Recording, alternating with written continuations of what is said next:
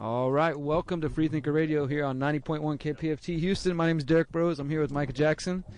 And hey. We got a lot of interesting things to cover today. We actually have a very big exclusive interview that we are going to be playing in just a few moments. Our usual... And we have a guest. We do have a guest. Central, the people, Comedy Hub Houston, the people have been giving us so many tickets that people have been calling in, actually, just to get the tickets. And that's exciting, too, you know. So they'll be in, and people seem to enjoy him being here. So he's welcome back anytime. We also have guests return. So this interview, tell us a little bit about it. Well, we're going to hear in just a moment. We're going to go to a quick song from So Below while we get set up. And we're going to be hearing from a journalist. His name is Tarak Haddad. He was a journalist for Newsweek up until about a week and a half ago. We'll tell you all about that. It's going on with the story we've been covering the last few weeks. Leaks from the OPCW, the Organization for the Prohibition of Chemical Weapons, related to Syria. We're going to get into all that in just a moment. For now, though, we're going to hear some of Houston's own So Below. So just check this out, and we'll be right back here on Freethinker Radio 90.1 KPFT Houston. Enjoy So Below here on Houston 90.1 KPFT Houston. We'll be right back.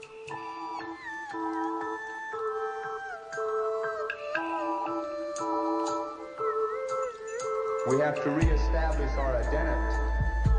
We have to understand who we are and where we fit in the natural order of the world. Because our oppressor deals in illusions. They tell us that it is power, but it is not power. They may have all the guns, and they may have all the racist laws and judges, and they may control all the money, but that is not power.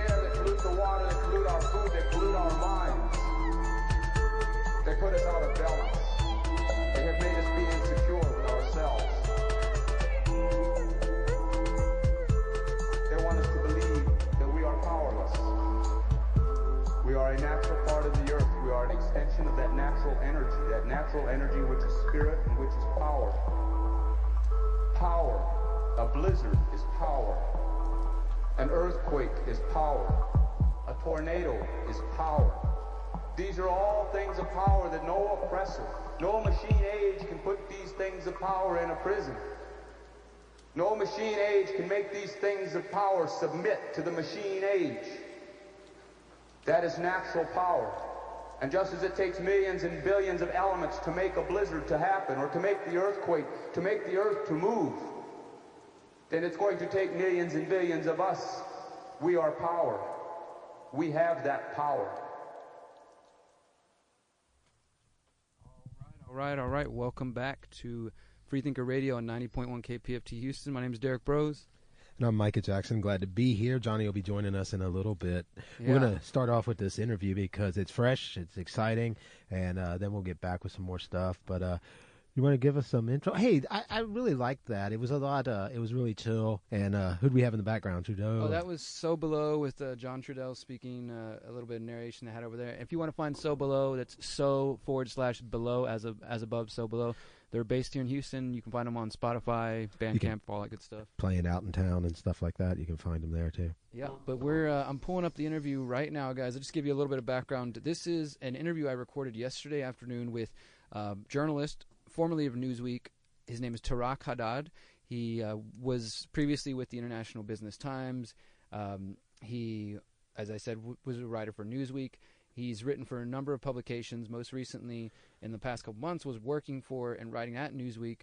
And as we've been covering the last few shows and really the last few weeks, there have been a number of leaks that have been coming out from the Organization for the Prohibition of Chemical Weapons. These leaks were coming via WikiLeaks and members of the OPCW, which for those who aren't aware, it's an international body that is specifically tasked with telling us, the people of the world, the public, when there are chemical weapons. So, for example, last April, whenever the American people were told there was gas attacks in Douma, Syria, and within a week, Donald Trump launched 100 Tomahawk missiles with the full support, bipartisan support, I should say, of the Congress, without any declaration of war. How much does a Tomahawk missile cost?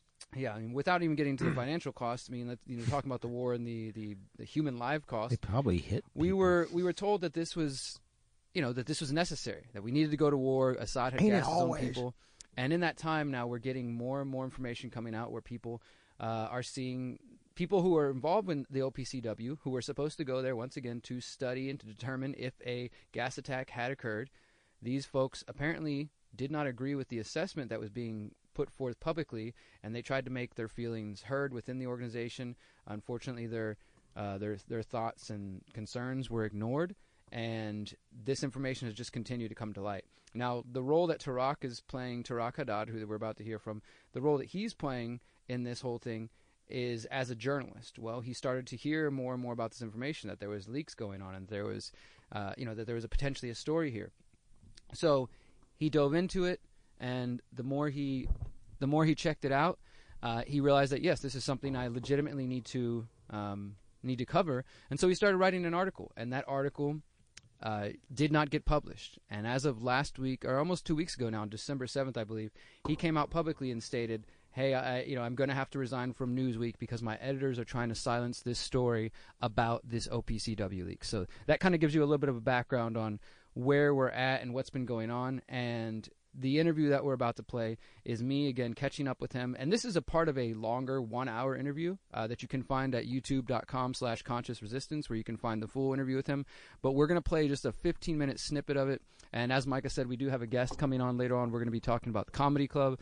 We're going to be playing more music. But we feel like this is absolutely important. So if you're out there cruising around Houston or Galveston or in Huntsville and you're listening to KPFT, we want you to understand that this is the kind of news stories that we are able to bring you on KPFT by having a home for this activity. If we didn't have KPFT, where we could be free of corporate interest, free of commercial interest, we wouldn't be able to talk about these stories. I mean, I think that's pretty accurate, wouldn't you say, Micah? Entirely. If we didn't have, we could talk about it. We could talk about it. Well, our audience would be tremendously diminished. We wouldn't have the reach that KPFT has with 100,000 watts of power and 40 years of history behind it. So props to KPFT, and thank you for all the different shows, and particularly our own. If you want to support, please follow them, any social media, share some stuff when you see events, and follow us at Freethinker Radio on Facebook. So. Absolutely. And Micah's right. We would be able to talk about it like I've been talking about on YouTube. Other people have been talking about it. But as far as broadcasting this on the FM airwaves, as you're about to hear from Tarak himself, he was a writer for a mainstream publication, for Newsweek, a magazine that I've read growing up, and maybe some of you guys have picked up along the way. And that magazine, as you're about to hear from him himself, was censoring him and keeping him from talking about these truths, these, I guess you could say, uncomfortable truths that we're about to hear from him and uncover. So just give me just a second. Awesome. Looking forward to getting into it, Derrick. This is some of the important work that journalists often aren't doing. So I'm thankful that Derrick does a lot of this work. You can follow it on the Conscious Resistance YouTube, as well as catch the archives of Freethinker Radio. Sometimes we're, at least on the HD side, every Monday we're broadcasting live, and that's the people that like to call in, join in the dialogue, or those on the edge of it, that's a great opportunity to join in the chat there. You can put up other ideas, articles, questions, have fun, those sort of things. So that's a lot of fun. And then we've been noticing that there's quite a few people that see this, so we know we're reaching a lot more. So thanks to everybody that shows support through likes, comments, and shares of that YouTube video. We're looking to do a lot more with the show and to grow it to be a better service both to the entire audience, to ourselves, and to KPFT. So we do appreciate all our long-term listeners. We appreciate Johnny's support. What you doing? What you doing, Derrick? Here we go. We got the interview. Sorry about the slow start here, guys. Johnny's pulling it up right now, and we do have Johnny in the studio. Once again, this is Tarak Haddad, a journalist with Newsweek, formerly of Newsweek. And as we were just saying, without KPFT, we wouldn't be able to share this, because even a mainstream journalist with a magazine like Newsweek tried to write about this, and he was told by his editors, as you're about to hear, that that's a conspiracy theory. We can't cover that. And eventually this led to him leaving his job. So check out this interview. Background. We got WikiLeaks starting to release, various emails and people from the Organization for the Prohibition of Chemical Weapons starting to speak out and saying, the final reports don't match up with what we were saying behind the scenes. Bellingcat steps in and says, oh, no, don't worry. Like you said, they basically play, guard for the U.S. narrative and say, these opinions were all looked at, but the final report, reflected what we all really felt. And then we get a new batch of leaks. These leaks just keep coming and disproving the mainstream narrative. And you, as a journalist, figured, hey, this is a story. I'm going to write about it. And tell us all about that. So as I was doing this research, I started to kind of hear murmurings about a whistleblower. Still nothing really confirmed solidly, like nothing enough for me to report on as a journalist. But, pieces started coming together. And then I believe it was on the 25th of November, Peter Hitchens for the Mail on Sunday here in Britain published a piece that had the leaked letter that's in question. So from scientists on the ground, visited the scene, were unhappy that the final report published by the OPCW didn't include their original findings, and had changed significant portions that have a big impact. They tried to raise those concerns internally for about a year, I believe.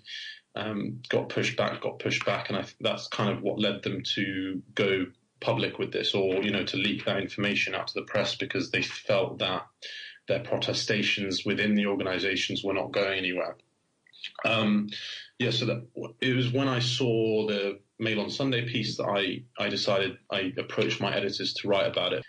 Well, so you approached the editors to write it. You can just take us all the way through it. So, obviously the reason we're talking today is because that article never came to fruition. And again, I'm going to recommend everybody check out his website. You can see the full blog, and he goes into detail here about what happened. But just give us, I guess, the kind of overview. Sure. You reached out to the editors, you put the story, and obviously it didn't make it to the the website. So first of all, it was just kind of a face-to-face conversation with one of my editors called Alfred. Obviously I'm not naive. I understand that to kind of say something along the lines of what I wanted to report is a very controversial thing, especially for the mainstream media. And I would have never have approached, even though I've long had a held suspicion that, the Syria narrative is not correct. I still understand my position as a journalist. I know that to make big claims, you need a lot of evidence. So I was only given that confidence because the amount of evidence that's now available is huge, as I'm sure you're aware. So I had a face-to-face conversation with Alfred. He asked me to write a note on our online messaging system to him and our foreign affairs editor. I did, with a kind of a fairly long explanation of some of the evidence that's available and why we should do the story, kind of the same as I would do with most stories, but probably not in so much detail. Most stories I would just say, hey, this is going on, I've got the information from here, okay, cool, go for it. This, I knew that it was, slightly more controversial, or, it's a big story. So I went into fairly long detail about the evidence, and all of this is available in the piece that I've published on my website. So the initial reaction I received from editors was I knew from the very beginning it was worrying. So instead of kind of addressing anything to do with the actual what's involved in the what's included in the evidence or any other facts, it was immediately trying to denigrate where the information was coming from. And from my experience as a journalist, or even as a human being, you kind of tend to know that if the information is ignored and the person is attacked, that person usually actually has something valid to say, and it's just a kind of a character smear to try and get rid of them. So I was told that Peter Hitchens, who wrote the story, wasn't to be trusted. So he's an opinion columnist here in the UK, but he has a long, journalistic background, and he was a foreign correspondent for about 20 years. Let's move forward now to you brought this story to your editor, and I know that you, based on what you'd written, that this is when you started to notice problems, and I know there was email correspondence going back and forth. I'd like for you to elaborate on that, and then also if we can get into, once you realized this story wasn't going through, which I do want you to explain, that you started to kind of look at who your editors were and who they're connected to and things like that, and I think that's a really important piece of the puzzle too. Yeah, sure. So yeah, as I kept pushing, the first thing that started to happen, other than the kind of smears on the sources, were I was referred to a Bellingcat article that refuted what had come out in these allegations, and we kind of covered that already. And so this is a very other interesting topic, is that we have a piece of evidence that's come from the Mail on Sunday, a trusted newspaper. That letter was then verified by Reuters. If people aren't aware, Reuters is kind of the wire agency that journalists have relied on. It's the gold standard of journalism, essentially. That letter was verified by Reuters, and the editor in question, who I will get into now, it came to my attention, has kind of suspicious links to other organizations. They were willing to kind of trust Bellingcat more than Reuters or the Mail on Sunday. After investigation, I started to have my suspicions. I looked into this foreign affairs editor. So he was a member of this think tank called the European Council of Foreign Relations, which is the sister act of the Council of Foreign Relations. I'd heard of it before a little bit, but never kind of in the context of journalism, really. So I started to kind of investigate and look into it. There's still not very much published about their influence on journalism as far as I'm aware. If anyone's aware of specific influence on journalism, then I'd be happy for you to send that to me. But kind of as I started to look into them, I started to realize that they have lots of fellowships and kind of training programs where journalists go and spend time in this think tank. Now, what's important to understand about this think tank is that it's the most influential think tank in the United States, and it's completely funded by the people who make a profit from war, essentially. People like the Carlyle Group, and I don't want to say any other companies because I'm not specifically 100% actually, but it's people in the arms industry or people off of Wall Street that, for example, like Carlyle is an investment bank, so it invests in the arms industry and makes a big profit from the arms industry. So these journalists go and spend time with them, and then they spend time with a lot of Department of Defense and State Department officials. That kind of, there's this revolving door between the think tank and those two government agencies. so that, they spend a lot of time there, and then they kind of filter back into respective newsrooms.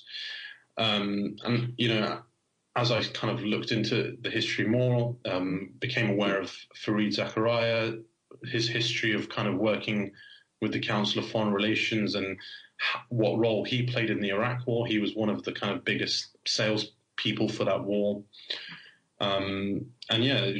It became very apparent to me that there's the problem in journalism at the moment is kind of due to this huge conflict of interests, in that journalists themselves have become part of the military industrial complex, where you have representatives from essentially this think tank sitting in newsrooms all across the United States and the West. So, to me, it was no coincidence why a very damaging story about, U.S. involvement in Syria was blocked by the very same editor who's got links to these organizations.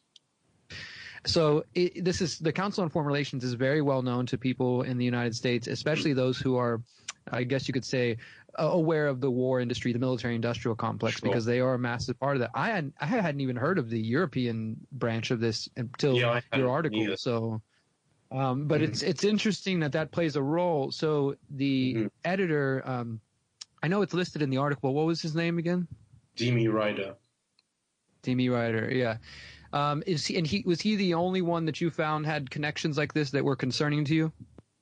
In my particular newsroom, yes. I'm actually planning to write another piece about this, but it's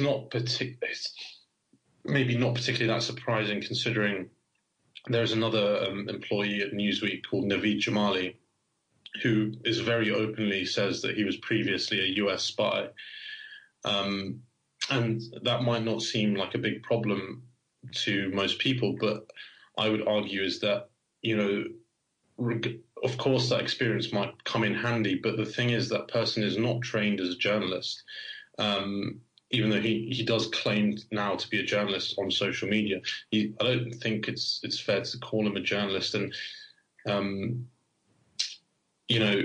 he very clearly has a conflict of interest. Journalists, their number one priority is to hold their governments to account. And it's also very obvious that he still maintains a very close relationship with the government, because, what you'll notice is that at the time of al-Baghdadi's death, Newsweek was sort of celebrating that they had got the scoop. They had got the story that, they were the first ones to report that. Now, if you look at that story, and throughout that week, there was a number of Newsweek exclusives where they've got a story that, no other publication had got, even though, before the New York Times or the Washington Post or whoever it is, they got these exclusive stories about the military and what they were doing in Syria. And then on all of those stories, you saw Naveed Jamali's name. Now, to get, for a journalist like me, for example, to get that story would be extremely difficult, but obviously there is this relationship between the media and the government where information is fed that is, useful to the narrative of, okay, we're going to, we've killed Baghdadi, which I'm obviously not complaining about, but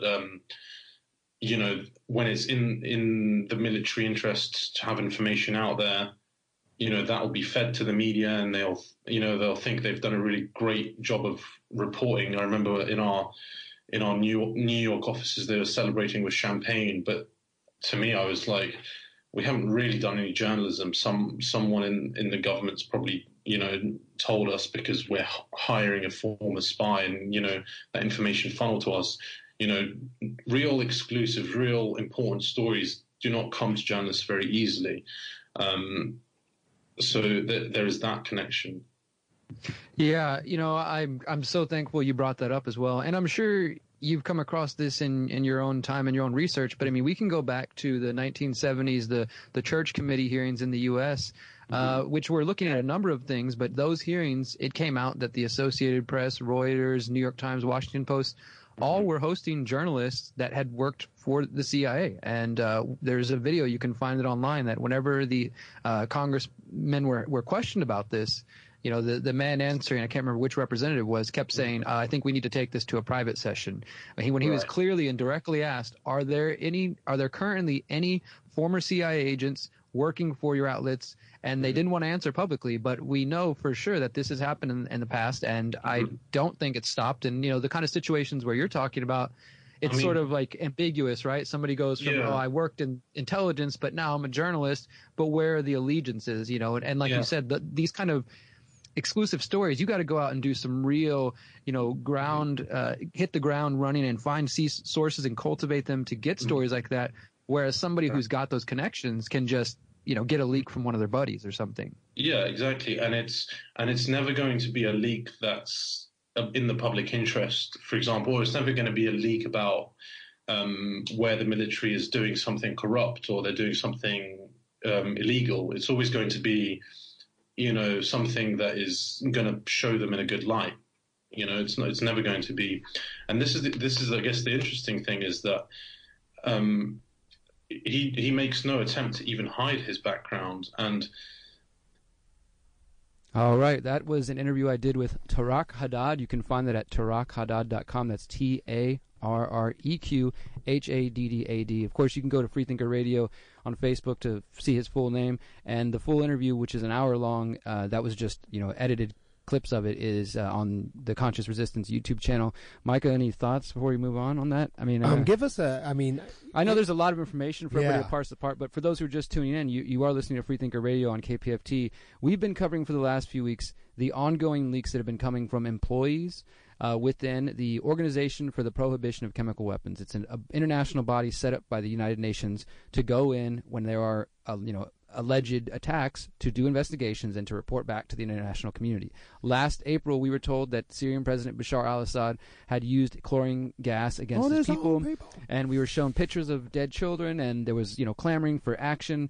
Trump, within days, launched 100 Tomahawk missiles and got bipartisan support, and that was well before any report was released, before anybody went and even studied anything. Yeah. And since that time, a year now later, the OPCW did put out an official report, and their official report agreed with the U.S. narrative that Assad used chlorine gas attacks. However, since that time, employees have started to come out. They've leaked emails to WikiLeaks and made them public, and more people have started to come public. The most recent leak that happened since last Friday's show, which is the third leak in the last month, shows that at least 20 different employees within the OPCW, after the final report, said this does not align with what we found. And that only one person on the report had actually been in Syria. The rest of them were a hand-picked team to kind of craft this narrative. So that's been going on, and the guy we just heard speak, he wanted to write about it as a journalist, do his job, and as you just heard from him, his editors shut him down. He started to look into his editors and the connections they have, and he's now gone independent, and we're going to keep up with him, but he really can provide some context of what a newsroom works. I mean, what he was describing there is one of the journalists was a former FBI. I looked him up. His name is Naveed Jamal. He's been working with Newsweek. He claims to be a former double FBI spy and is no longer doing that. And, so Tareq was just talking about how he's getting these exclusive stories and everybody's in the newsroom celebrating with champagne, but he's kind of sitting there like, this isn't journalism. This is government-approved leaks, and stories. Yeah, so their celebrations are also revealing their hand, too, like their priorities and the goals they're seeking, right? They want exclusives. They want to be that newsroom that gets it. So, again, I recommend seeing the full interview to really get a bigger picture. But this, to me, I think is sometimes, there's so much news we cover. It's kind of like, nothing surprises me. And nothing really does. But I appreciate somebody like him. Or something, man. Well, I appreciate somebody like him being willing to come out, because think about this for a moment before we go on, and we're going to hit some music. Don't read the news for 10 years. We got Jonathan coming in to talk about the comedy show. But before we move on, I just want to reiterate this point. Tareq, as far as we know, is the only mainstream journalist to publicly come out via Twitter in his case and say, I have to resign because, I can't stay with this. How many other journalists are out there that tried to write about these leaks and were told something like his editors told him that's a conspiracy theory, we don't have to look into it? Well, we have seen a few other journalists having to become independent over the years, media. And who was the one that quit RT not that long ago? I know her. You talking about Abby? Abby Martin was one. She was, RT is, I guess, sort of mainstream, but Ben Swan used to work for CBS and mainstream. Amber Lyons, she used to work for CNN. And then retired ones that come Cheryl out and speak Atkinson, out against it after they've retired because, they saw it change so much during their tenure. Yeah, exactly. There's journalists I'd say even you mentioned RT, Johnny. Larry King, longtime kind of mainstream journalist. He has a show on RT because he's like, the American media is just full of it. I can't report real news anymore on American media. So again, thankful to KPFT, thankful to you guys for listening, because you won't hear this on any of the other Houston airwaves. In fact, you won't hear about this on TV. There is a major censorship going on with the OPCW leaks, and the importance of this is because it destroys the narrative. The fact is that we were lied to, once again, about an alleged attack, and that was used as a justification to bomb Syria. There's also this other aspect, kind of tertiary issue here. The authorities, right, the OPCW, the ones that people look to, to say if something's awry, when they believe in these entities so much, they kind of just accept what they say. And I know a lot of people in America, and I felt kind of optimistic about it, were stepping up against the war with Syria. So I hadn't seen that sort of resistance to war in quite some time, and it felt like a breath of fresh air. But at the same time, I do think, like I said, that this whole other aspect that's there with it. Yeah, I think there's so many layers to this, and what you were saying there a moment ago, Micah, I think is another reason why there's such a big cover-up, because if the mainstream was to actually report that this international body that people have been told to trust is now being exposed to having lied about at least one incident, while there's other things about the other gas attacks we're told people are like, I don't know if this lines up, then that might call people to question everything else. Well, what else has the OPCW said? What else has they done? And then you think of the analog agencies across every sort of concern that humanity has. Exactly. So this is a hugely important story, and this is why you won't hear it on the corporate media, why you won't hear it likely on social media. They're doing a good job keeping it suppressed. What about the aspect that Syria is also such an important place geopolitically? Oh, absolutely. As far as who it's allied with. Oh, absolutely. Because it's kind of a danger zone. Like, I remember seeing videos from a while ago even talking about how that's kind of a dangerous spot for World War III to potentially start with Russian allies and Chinese allies. Well, think about this. Could have started World War III, right? Exactly. We've been that's why I got really behind it originally, and that's why there was so many protests. We've been hearing for years that Syria's doing these different things, and again, none of this is. You can call in and call us Assad apologists if you want. This is not in defense of the president over there. This is just saying that we've been being lied to. He's a president, but you can't defend him too much. You drop the United States military under the order of Donald Trump, and with support of Democrats and Republicans. All those people claiming they care about the Constitution during impeachment. Democrats and Republicans approved this. What if that 100 missiles that were sent out? What if Russia decided, you know what, we're going to back Syria? This literally could have sparked off a much larger conflict, and we now know we were lied to about it. 90 people died on the streets of D.C. Last year, homeless. Maybe 100 Tomahawk missiles could have helped them. Yeah, exactly. Maybe one. We got one call on the line, and I don't mean to change the situation too much, but it's about priorities of a people. All right, who do we have with us? Hello. What's I going know on, this MOD? voice. What's going on? Give us your thoughts. We don't have too long. I know. That's you guys got quality going on. I don't need to fog it up. But Mid Press has the article about Cook refinery and how our troops that stayed behind are protecting that oil that is being black marketed out of Iraq and Syria, and that's ISIS, and it goes to Israel. So there's a reason why we're there. There's a reason why there are lies. There's a reason why the White Helmets narrative was created out of Britain, and that's been released. It's like a couple $100 million they used to create that NGO. Do y'all know about the White Helmets? Yeah, absolutely. Hey, I want to recommend, if you haven't checked it out, MOD, check out the full interview that we just played. We actually do go into the White Helmets, and Tarak talks about that, how he started to realize that, the White Helmets were just the White Helmets and Bellingcat and these organizations are being used as the propaganda that spreads. Right. The White Helmets put out a documentary, and all of a sudden it's being awarded all these Oscars and all. I mean, that's to me usually a sign that, all right, they want everybody to pay attention to this and to watch this movie. And watching that, award go last year to the White Helmet documentary was sort of hollow. You can see everyone sort of standing there clapping like, y'all are so stupid. But I think Johnny mentioned the other day, babies thrown out of incubators, or why are we there? And when you hear Noam Chomsky say a greater Kurdistan, a greater northern Kurdistan watch, will parlay into Turkey next. And it's about that area what Johnny said a minute ago. That upper part of Syria is where all the minerals and ore and all that stuff. So that's why we're there, and that's what's going to happen. It's just a distraction, and you peeled the lid open. That one reporter did that. So good work, and you'll have a good weekend. Thank you, brother. Appreciate Thank you, it. MOD. And I just want to I doubt he's going to hear this, but just again send out a thank you to Tarak. And I told him when I interviewed this that to me this takes an immense amount of courage. So how can people follow his work now? Just he had a 401k, probably a health care, whatever at Newsweek, probably getting paid pretty well. And he said, you know what? And he even said, he's like, they get you comfortable. You don't want to leave, and you kind of accept it. Exactly. He chose to come out very publicly and say, and his editors even threatened him with legal action. I think this is analogous to a lot of people's lives where big entities will get them in and they want them to be maybe not complacent in the evil of not being a good journalist, but complacent in some sort of other evil, to go along with plans as part of a structure that's way beyond them and doing things that they would never even want to support individually. Maybe like working a job that really goes against what you believe in, but you're like, but I got my family to take care of, and we got health care, and we got all this comfort. But Tarak, other people stand up and do something in the face of that, and I think every time they do, that brings some more light to the people out here wondering what's going on.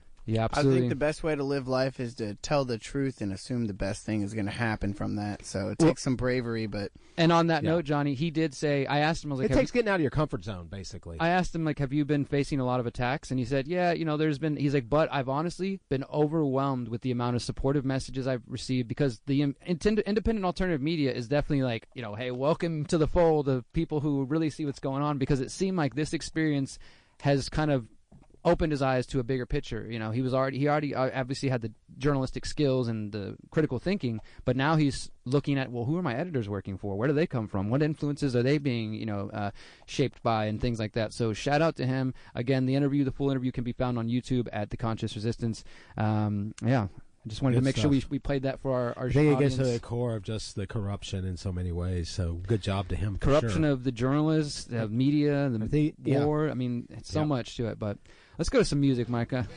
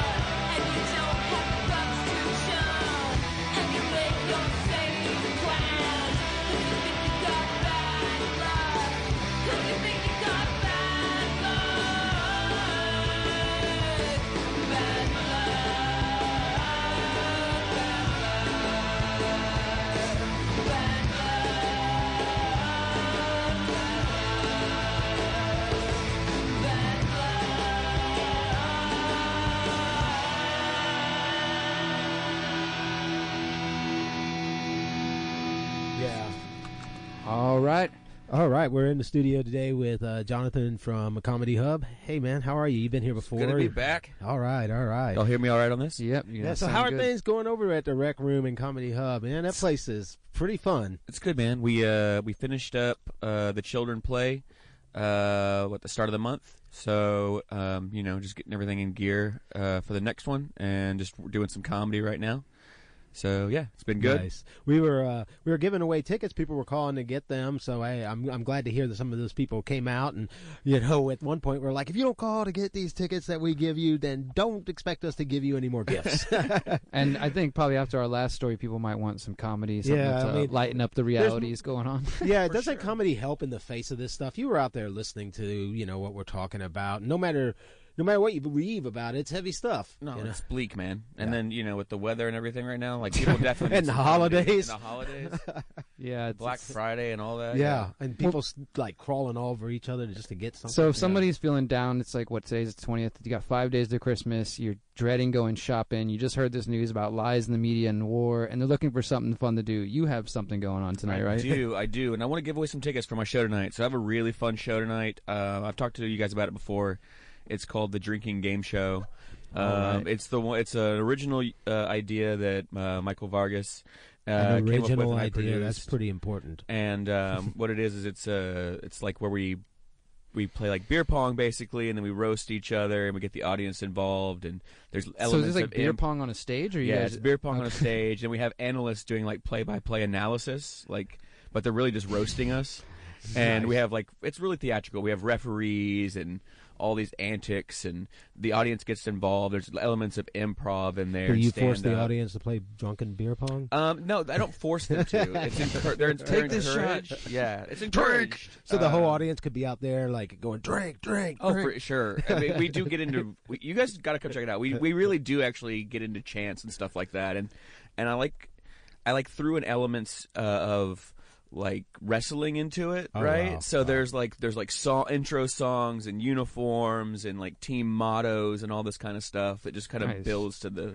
You went all out theatrics. with this one, huh? And we actually have some tickets to give away to anybody that calls in. Call in quickly, though, because there's limited number, 713-526-5738. Again, that's 713-526-5738. And I want to point out that Johnny, Derrick, and I are working really hard to bring Free Thinker Radio up more and to be able to give y'all more stuff. So as I said last show, if you don't take the gifts we give you, don't ask us for anything more. No, we'll just keep them ourselves. No, we'll just keep them ourselves. We'll go laugh. We'll go to some place downtown, a nice night out. They have a little bar in there. They have and it's tell us classy. a little bit There's about a the rec piano. It's actually pretty fancy, so. But the show tonight, just to make sure everyone knows, it is at 8 p.m. So if you want to call in for those tickets, call in for them. But it's a little theater. So bar, if people like get a piano bar. I'm sorry, but if people get 2 tickets, what kind of value is that? If they had to buy those at the door, what would that be? Well, at the door that would be $30 value. See, I can't say cost. No, so no worries. But I want that's people to know. that's a $30 value. Yeah, nice. And there's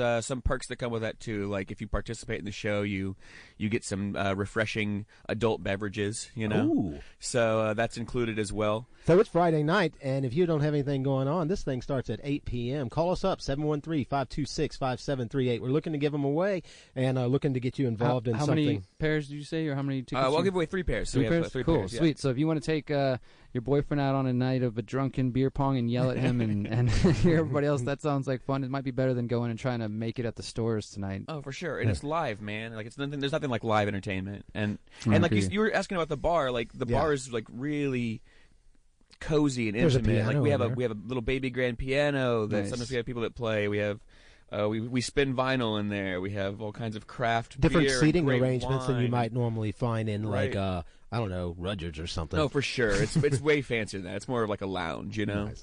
Cool. So it's a classy date. Almost. Yeah, for sure. What? Tell us about some of the other Almost, shows you except guys. the beer pong. Yeah, I said almost. Almost classy. Tell us, Jonathan, a little bit about some of the other shows you got coming up. My big baby project's coming up next week, man. I've been working on it for about 3 months. It's called Houston's Sketchiest Comedy Show.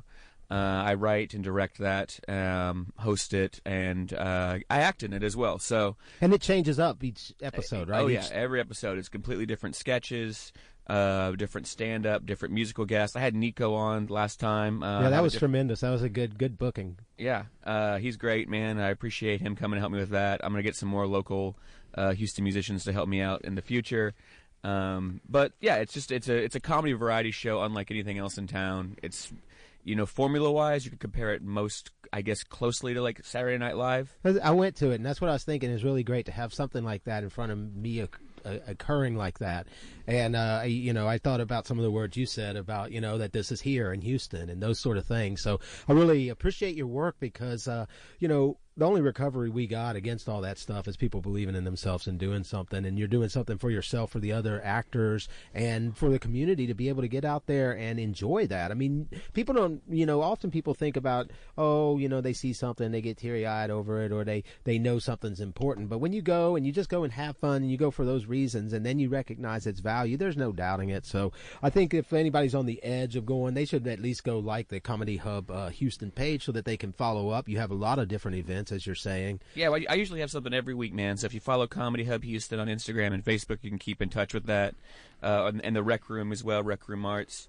But yeah, if anyone gets a chance to check out that the sketch comedy show on the 28th at 8 and 10 p.m., it's really special. Like, there's really nothing else like it in town. We'll definitely make sure to mention that again next week, all your upcoming events. And I just want to reemphasize to the listener that it takes effort, time, and a little bit of courage to get out there and put yourself. I mean, I've had here and there, I'll tell a funny joke and I'll be like, man, maybe I could be a comedian. And I'm like, no, there's a difference between being funny in the moment and like thinking it up and going up and standing. Like I've seen comedians. Yeah, then you'll be trying to get them to riot, right, or to get them to stand up against something. But right? I'm just saying, it takes effort and energy for somebody to put themselves out there. And even if you don't walk away like, dude, that dude is hilarious, you're like, okay. Well, I always appreciate that somebody puts themselves out there. Well, there's a lot. The Houston comedy scene is really coming a long way right now. There's a lot of people like Secret Group and what we're doing at Comedy Hub Houston, and just a lot of stand-up comedians and improvisers and people who are getting interested more and more in like the sketch side, and there's it's growing. There's a lot to appreciate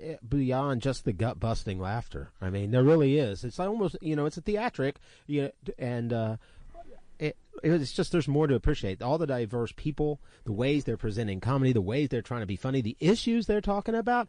I almost want to talk about one of the skits last time when you had the Last Supper one. Oh yeah, and the Jesus character kept saying, "Oh, my name," yeah. And people were like a couple of times into it before they're like, "Oh," they're starting to catch on. Yeah, he's a really great writer, man. He's really smart. But that one was wrote really that. Pretty developed, and you had the news that made me think of Saturday Night Live. I really liked that. Obviously, our show, and that's always changing, obviously, because that's always topical. Yeah. But what you were saying, Derrick, about like wanting to do stand-up, get into that, if you go onto our website, comedyhubhtx.com, we list on there all of the open mics that are going on in town, what times, how to get in touch with them. If there's anything you need, you can always message Comedy Hub Houston on Facebook, and we'll point you in the right direction, because we do encourage people to get up and try it.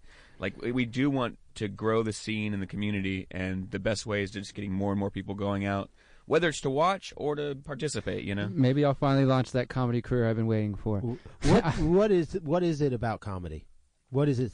Tell me what it is culturally. What is it that we need from it? Why is this so important? Well, I think there's several reasons why it's important. I think one of the main things that's important is I think comedy might be the most honest art form. Like, the satire that it does really, it gives so much truth to the world, and I think that it's interesting because if you look at a lot of comedians, right, you would think they're like so happy because they're just making everybody laugh all the time. But really, they're some of the more depressed people I've met. But it's just because they're so introspective and they think so much, but they find a way of bringing light and humor for these really dark situations. I mean, think about the stuff that you guys talk about. I mean, a lot of these people are thinking the same way, but they find a way to like bring out some joy and happiness out of it, which I think is just incredibly smart to be able to do, and valuable, and it's also like it's important to laugh. Like, I don't know, like, I don't have any like papers in front of me or statistics, but I'm sure that it like makes you live longer, like makes you healthier, makes it better. There actually are studies that do show that laughter can be good for depression and for things of that sort. We're gonna have to start to wrap up. I'm only going to make it through the day. Either way, I want to laugh. But we're gonna have to wrap up here. But I know Johnny's got a comedy clip that we're gonna play, like a 2 or 3 minute clip. You know anything about that? Oh, I don't know. I thought it was we play comedy clip. Cool, man. You want to set this one up? Do you know which one it is, or maybe it's a song? I think it's a song. Is it a song? Okay, yeah. Yeah. So this is a song that I wrote for the band, my band Tindergents. So it's called. Oh, cool. Yeah, me and my buddy Will Slavin produced this, and it's called Pink Lemonade. It's very Pink Floyd-esque. I think it's a good one for today. Nice. All right, well, check this out. We'll be right back.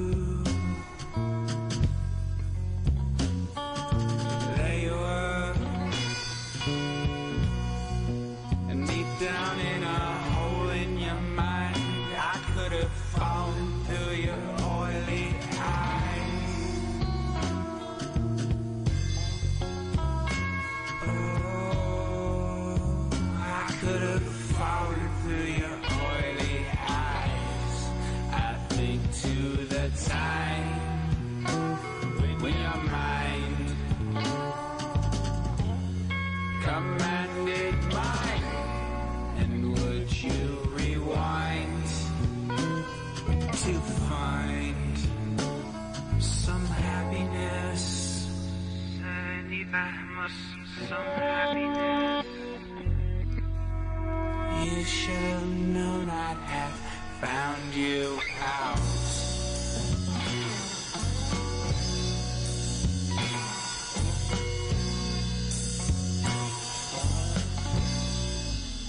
He was a mad tessellator.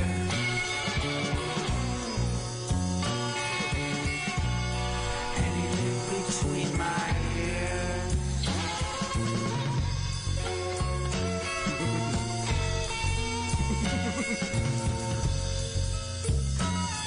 A mad tessellator. Laying psychopathic tiles. Laying psychopathic fears.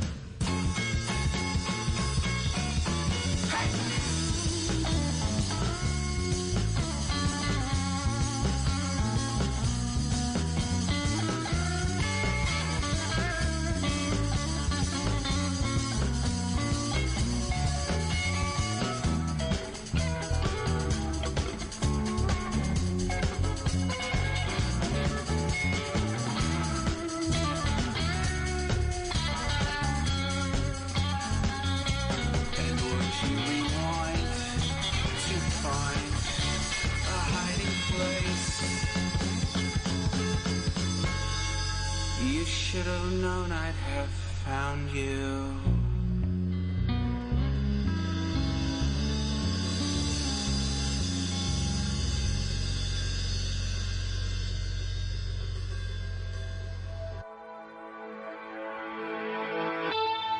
All right.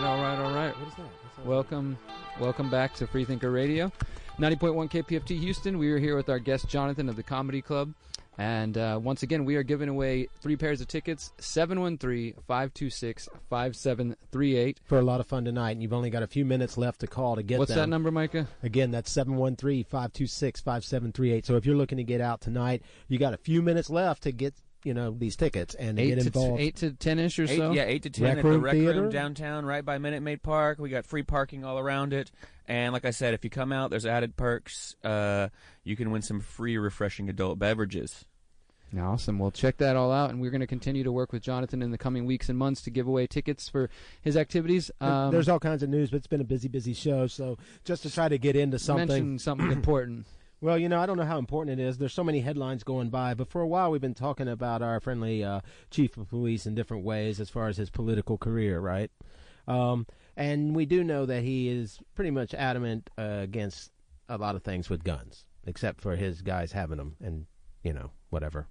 But it turns out that that he made some comments, and I guess the comments, I'd rather talk about them in the abstract, even away from Mr. Acevedo, because what I think is happening here is you've got an individual that's been in a semi-political position many times, okay? Been police chief in lots of different places. This is not a position in which you're elected, but it is a position in the highlight, given already a little semi-halo behind it, right? Because it's the police chief. Ching! So anyway, but, as you see him going more and more on TV to make different statements, you see, different statements with the power of this office, the political... This guy's politicizing another event? Is that what you're telling me? Yeah. And so I'm kind of building it up beyond just art. And like I said, trying to get it to be, something that maybe someone in Michigan can see somewhere or something. Because I think what matters most is not what he does, but the way he does this, because he wants this thing because there was recently an officer that got killed, and he got out there and he started criticizing the state senators. Not that they don't deserve some serious criticism. I mean, come on, but Cornyn and these guys. But the thing he started coming against them with was that they needed this boyfriend loophole added to what already exists as a family violence thing. If you are convicted of domestic violence, you're not allowed to own a gun. Okay, so what he wanted is if you are a boyfriend or an ex, and they had a situation before where you had to either be the spouse, the parent of a child, or y'all had that sort of relationship for the gun ban to hit you. So he wanted this part added where the individual was a boyfriend or girlfriend. Okay, and so these senators hadn't taken a stand on it yet. So he went and yelled at them for dragging their feet on it, even though they hadn't really spoken in opposition of it. So you see the politicizing that's happening. He's, one, trying to push this issue. Two, what happened is the officer who was shot, the guy who had the gun, was already banned from having a gun. So wait, you're telling me that the laws that were put into place to stop this guy from getting a gun didn't stop him from getting a gun, and then when that happened, a police chief came in and tried to politicize an officer's death to say, we need more gun control, we need to close this boyfriend loop. Yeah, and made it as if the officer might be alive if that loophole had been closed by these horrible, bad senators. But the guy was already and guess what? Then there's another little phrase, another quote that I thought was really interesting, where he said that he was just angry and emotional, and he lost control. And I'm like kind of worried about that personally. About like, is he okay? Is he okay to be out there with a gun? I mean, should we be worried about him? That's what I'm talking about. I know you're right, Micah, worried that it's bigger than Art Acevedo, but I wouldn't be surprised if this guy plans to run for office sometime soon. I've been thinking it for a while, and I think that's one of the reasons we keep pointing out these political steppings. They show their hand often before it's time, right? I know we're winding down here, guys. I just want to throw something your way. We didn't get a chance to talk about a whole lot of topics. We did talk about big things, but if you want to hear more about 5G, I will be on Fox 26 on Isaiah Carey's show tonight at 10 p.m. The question they're asking is 5G something people should be concerned about this Christmas? And I will be giving that information tonight at 10. We're going to have to leave it there. Till next time, this is Derrick with Micah and Johnny, Freethinker Radio. Peace.